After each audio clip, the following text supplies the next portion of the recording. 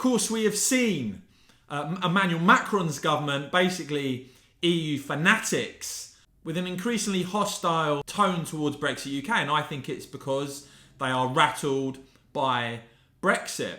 But what you're seeing now in France is a surge in Euroscepticism heading into the French presidential election. Of course, it was Macron's Europe Minister Clement Beaune who recently described the Polish court ruling as an attack on the EU. And of course, that ruling that has sent shockwaves throughout European politics has led to the EU being quite straightforward about what being a member of the EU entails. In fact, Ursula von der Leyen couldn't have been clearer. All rulings by the European Court of Justice are binding on all member states' authorities, including national courts. EU law has primacy over national law, including constitutional provisions.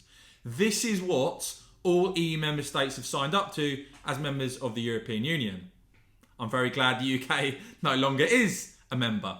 But you're seeing a surge in Euroscepticism, including France now. You've got Michel Barnier, no less, now running on a Eurosceptic platform, saying recently we cannot do all this without having regained our legal sovereignty, being permanently threatened by a ruling or a condemnation at the level of the European Court of Justice or the European Convention on Human Rights.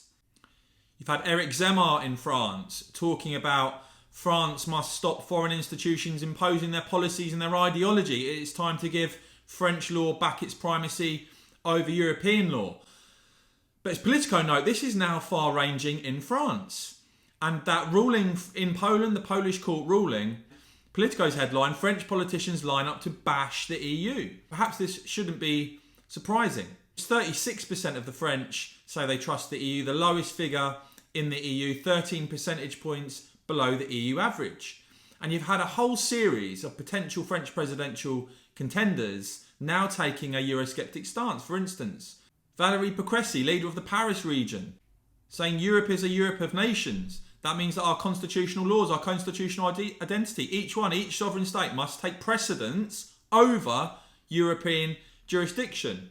In fact, the Le Monde translation for that story was that she challenges the primacy of European law after the decision taken by Poland.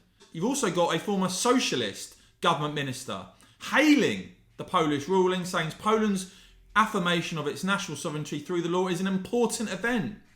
Gone on to say France, which doesn't share Poland's political leanings, will nevertheless have to carry out the same affirmation of the superiority of its laws over European decisions. Xavier Bertrand also talking about potentially amending the French constitution to a mechanism to safeguard the superior interests of France. Another potential contender, Eric Ciotti, also making a similar proposal. So right across the French political spectrum, outside of Macron's crew, you've got now French politicians lining up, effectively taking inspiration from that Polish court ruling. European politics is changing very, very quickly, and several in France clearly taking inspiration from what some have described as a move towards a legal Polexit.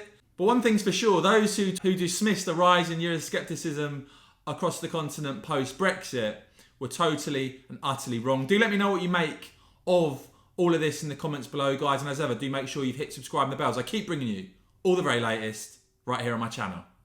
Thanks for watching.